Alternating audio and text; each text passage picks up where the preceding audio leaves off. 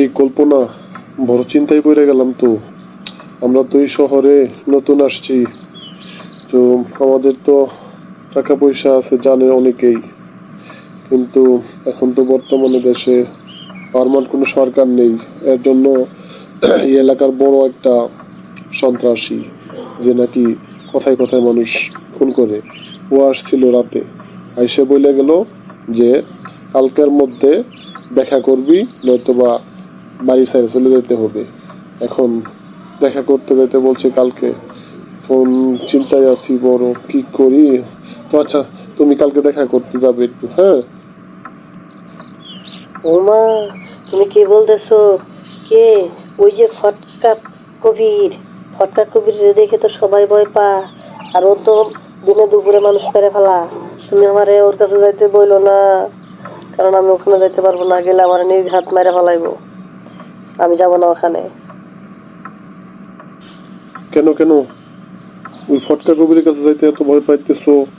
ওখানে তোমার প্রথম আগে যেতে হবে, কারণ তোমরা তো সারা দেশে মিছিল মিটিং করো যে লেডিস ফার্স্ট, সব জায়গায় লেডিস ফার্স্ট।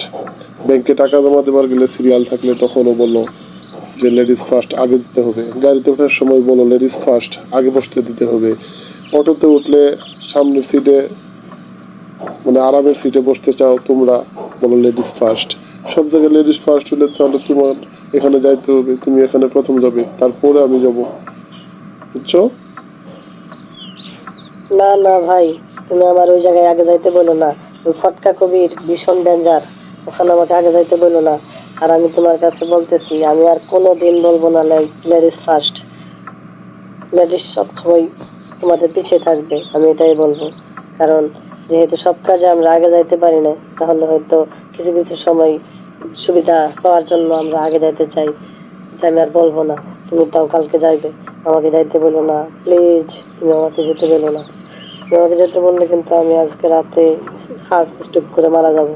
কারণ ওখানে যাওয়া মানে মৃত্যু অবধারিত। তুমি আমার ওখানে আগে যাইতে বলো না, পারলে তুমি যাইও। কি, এবার তো বুঝলে যে সব জায়গায় পুরুষরাই আগে থাকা দরকার, কারণ পুরুষরা শত বিপদ থেকেও চেষ্টা করে তোমাদেরকে বাঁচানোর জন্য। স্ত্রী সন্তান, তাদের জন্যই পুরুষরা সব সময় জীবন বিলিয়ে দিতে চায়। ওরা কিছু ভয় পায় না, ওরা সব কিছুকে পরাজয় করে সামনে এগিয়ে যেতে চায়।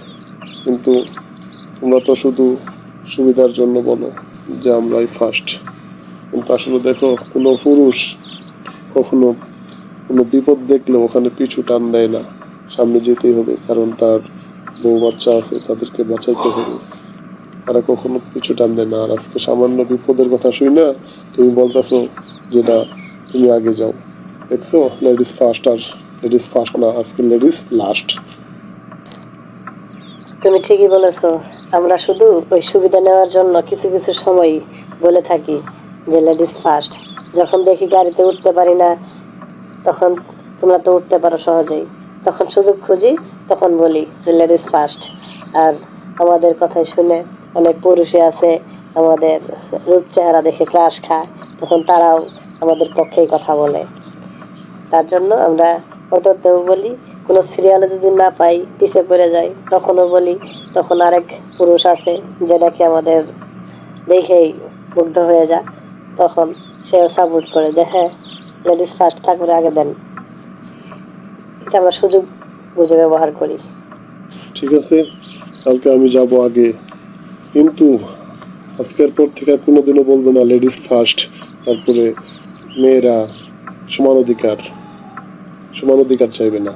যদি চাও তাহলে আমার এক বন্ধুর মতো কিন্তু করবো। বন্ধু তার বউকে বলছিল রাতে বৃষ্টির দিন, অনেক বৃষ্টি, বাইরে যাওয়ার মতো নয়, তখন বলছিল যে প্রস্রাবে ধরতে কি করবো এখন। পুরো বন্ধু বলছিল যে ঠিক আছে, আমি জানালা খুলে আমি প্রস্রাব করে দিই, তুমিও করো।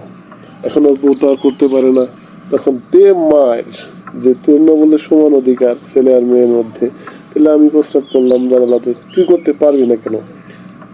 সেই মায়ের দিছিল। সেদিন বুঝতে পারছিল, তখন তার বউ বলছিল যে না আর কোনোদিনও বলবো না যে ছেলে মেয়ের সমান অধিকার, মেয়েদের সমান অধিকার লাগবে, এটা আর বলে নাই। ওটা